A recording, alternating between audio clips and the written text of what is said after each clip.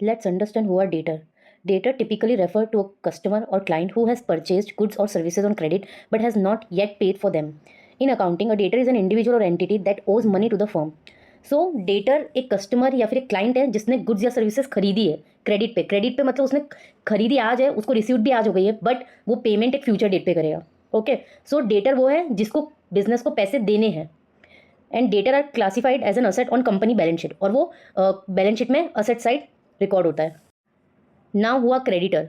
So this typically refer to a supplier or vendor from whom a company has purchased goods or services on credit but has not yet paid for them. So creditor या तो एक supplier है या vendor. Supplier है मतलब जिससे company ने goods खरीदे या सर्विसेज ली है. जो सर्विसेज और गुड्स तो आज हमारे बिजनेस को रिसीव हो गई है, बट हम उसे पेमेंट करेंगे on a future date. In accounting, a creditor is an individual और entity to whom the firm owes money. So creditor को बिजनेस है उसको क्रेडिटर को पैसे देने होते हैं. Creditor are classified as a liability on a company's balance sheet, और क्रेडिटर कंपनी बैलेंस शीट के लाइबिलिटी साइड पे रिकॉर्ड होता है. Let's take 2 examples.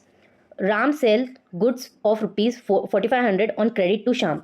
तो राम ने गुड्स सेल किए हैं श्याम को, तो श्याम हो जाएगा राम के लिए कस्टमर मतलब ये होगा डेटर. तो राम का डेटर होगा Shyam. Now for example, Ram purchase goods worth ₹5500 from XYZ traders. तो XYZ हो जाएगा राम के लिए वेंडर, सप्लायर मतलब क्रेडिटर. ओके.